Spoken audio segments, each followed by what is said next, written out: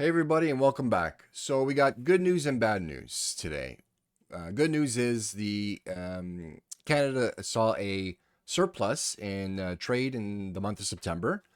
The bad news is Pierre Poilievre lost another MP to the Liberals across the aisle. So that makes two. Well, he lost three, but two crossed the aisle. So both these things are kind of related, and uh, we're going to get into it. But first, I want to go over the trade surplus, which is great for Canada. Good news for Canada, especially with what has been going on for the last year and the trade wars, the tariffs that Donald Trump has opposed on Canada and what it has done for our economy. So I'm going to show you a graph. So here is a graph representing the trade surplus and deficits for the last year.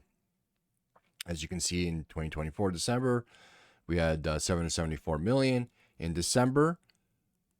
January of 2025, we had 3.5 billion in surplus. Now, this huge jump from the month before was basically because of the tariffs. Well, the tariffs that Trump was threatening to do, that a lot of companies were stocking up on raw material, products, and everything else.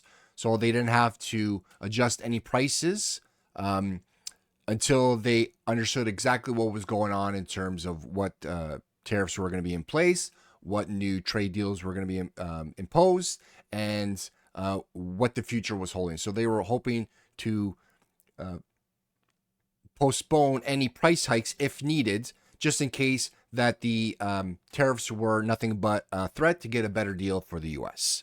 And then, of course, the rest of the year was in deficits. April at $7.5 billion deficits. August, just under 6.5.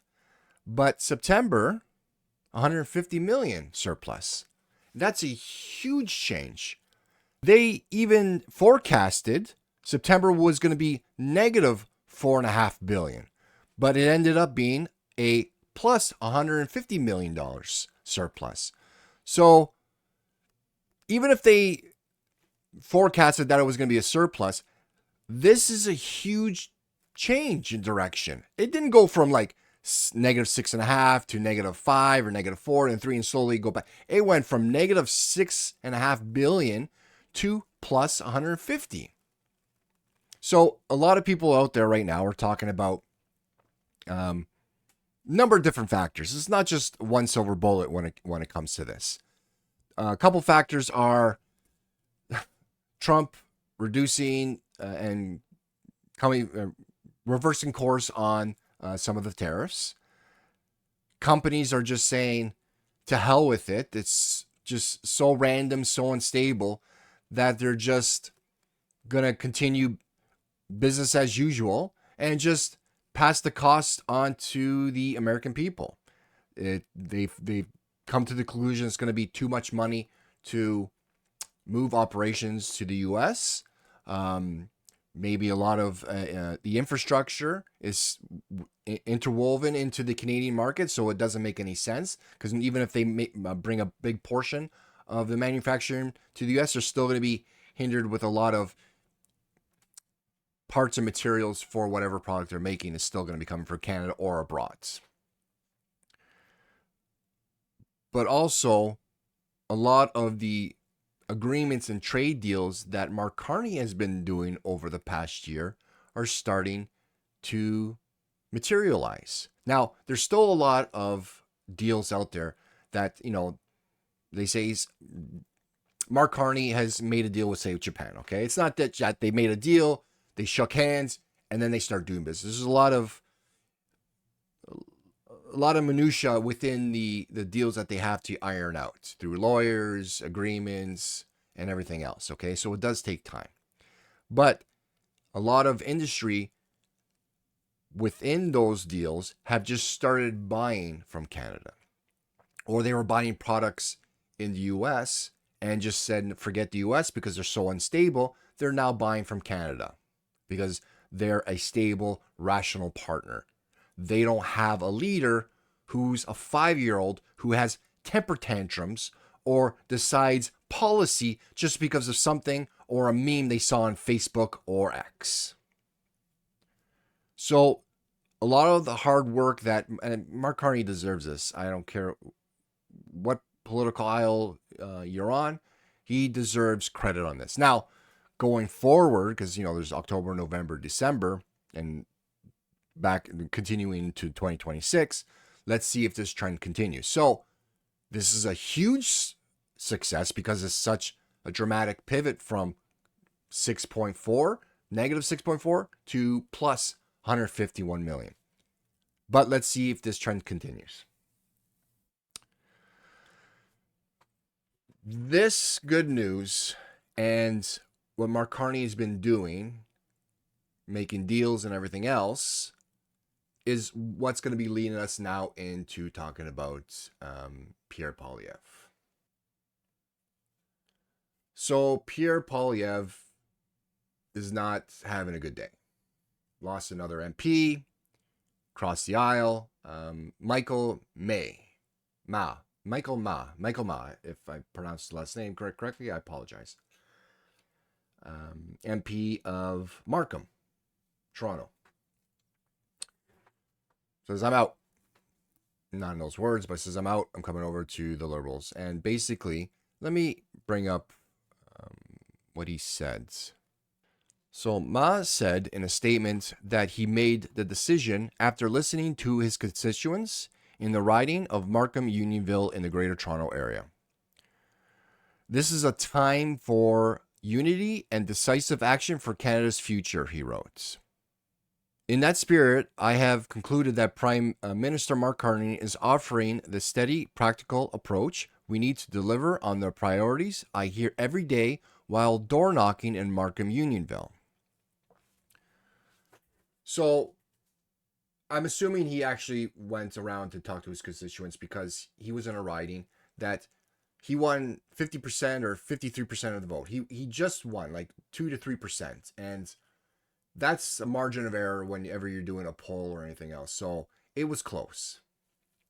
Not like some of the other ones that within 100 or 1,000 votes, but 2 to 3% is a close race.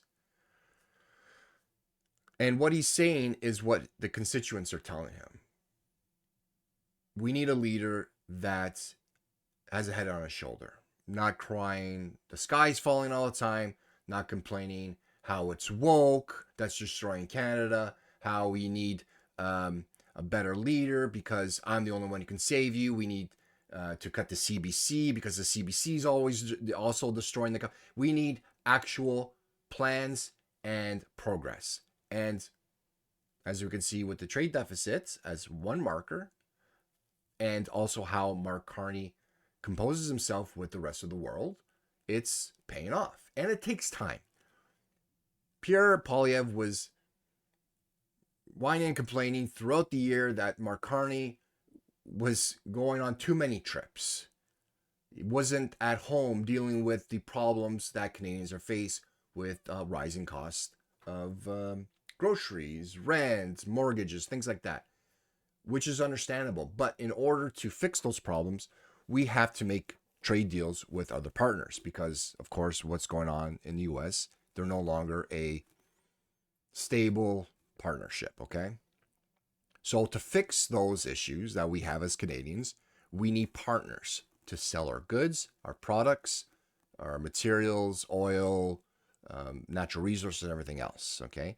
And in order to do that, you need to go meet these people because they want to discuss, they want to talk, because they're going to be buying from us, we're going to be buying from them. So mutually exclusive what we can do for each other. Also, too, rearming the Canadian military and things like that, procurements.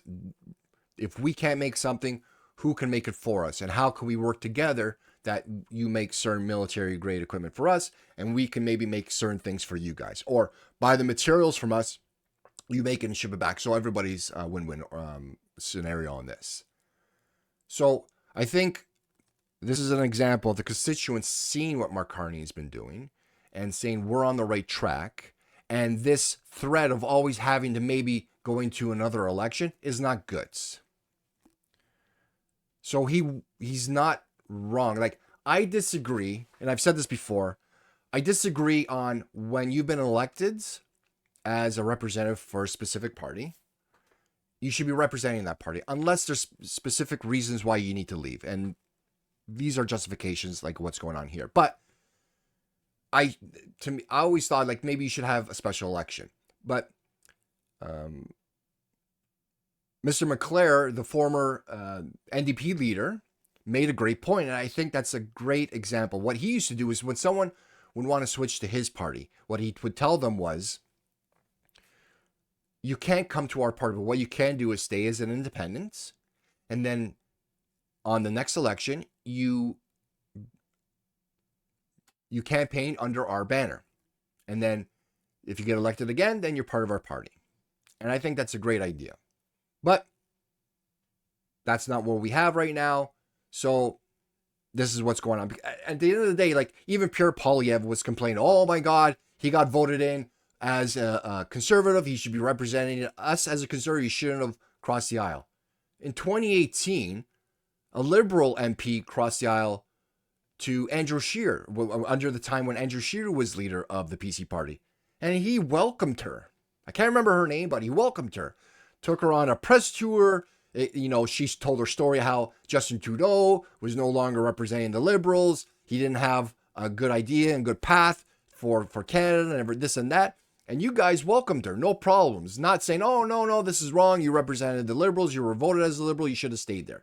So this idea that, he's clutching his pearls and saying this is wrong. Come on, guys. You did the same thing. So that's stupid. This is also foreshadowing what's going to be happening with Pierre Poilievre on his leadership role, because there's still rumblings that there's still a lot of unhappy MPs of where Pierre Poilievre is bringing the direction of the party and their chances of winning the next election. The Angus Reid, I'm going to show you an Angus Reid poll, which also is foreshadowing what's going on, and the same thing of what this MP was saying about his constituents, that we need a leader, we need to move forwards. So let me bring that up, and we'll discuss on that as well. Okay, so this was for December 11th, okay? So right here, new data from the nonprofit Angus Reid Institute finds a majority, 58%, of recent conservative voters want Poilievre to lead the PC into the next election. But that majority has shrunk from the last time asked the question back in August, which was 68%. Okay? So you can see back in August, it was 68% that they wanted him as a leader. December, we're now at 58. Even the own party is going, Carney's doing okay. Pierre Poilievre. Rhetoric hasn't changed. Still sounds like Donald Trump. Blame everybody else with no real ideas. Okay, I can debate you on some of his ideas, on what he would like to do, but the way he presents them, the way he blames everybody else and it's just, people are tired of it, and it's the same rhetoric that's coming from the U.S., from Donald Trump, and they see what's happening with the U.S. It's just basically become a shithole. In August, Pierre should be replaced, was only at 18%. Now it's at 26%. Here, they talk about, so there's different criteria on people who will vote conservative no matter what, and people who are what we call independents, or what I call independents, okay? Or what everybody calls independents. The ones who will vote for either party depending on their message, the type of leader, and where they feel that the country needs to go, and the problems that the country is facing, and if the leaders will address them. Okay, so those hardcore conservatives, those hardcore liberals will always vote for those parties, but those independents are the ones that decide who's going to become leader. So Poilievre remains a popular figure among the definites. Hardcore conservatives, 92% of them have a favorable view, but only 75% of them want him to stay on as leader. Still a high percentage. But you would think it would be 100%. That's not the problem. But those who are wavering in their support of the party have more doubts about his leadership as well.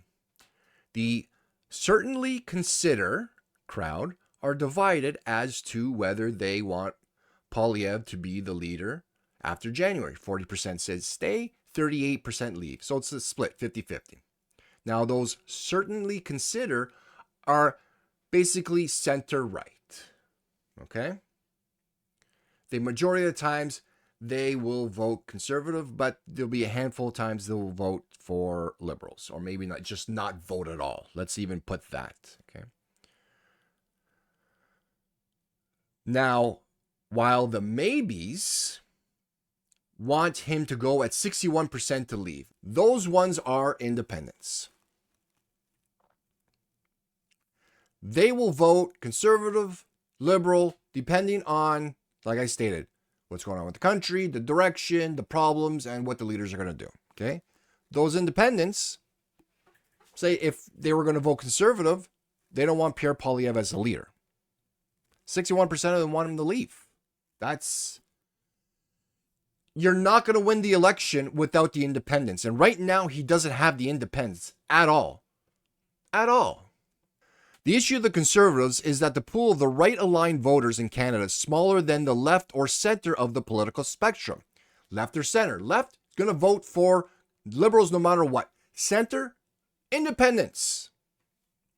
1/4 of Canadians describe themselves as more right-wing or very, very right-wings. That's 27% of them consider themselves right-wing or very right-wing. Hardcore. 34% say they are more left-wing or very left-wing. Those are liberals. While the largest group, 38%, place themselves somewhere in the middle. So 38% are independents. You already have an uphill battle where the Conservatives are outnumbered by the Liberals, from 27 Conservatives to 34% Liberals. Just that alone, you have an uphill battle. On top of 38% are independents, and you've lost them. 2/3, 64% of the plurality of Canadian centrists, independents, have an unfavorable view of Pierre Poilievre. Most, 63%, believe he should be replaced as leader. And they are more likely to believe that the PC is too far right politically.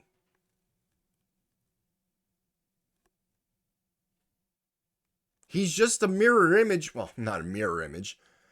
He's not as extreme as Trump, but the way he talks, his mannerisms, the way he carries himself, some of his policies are no different than Trump.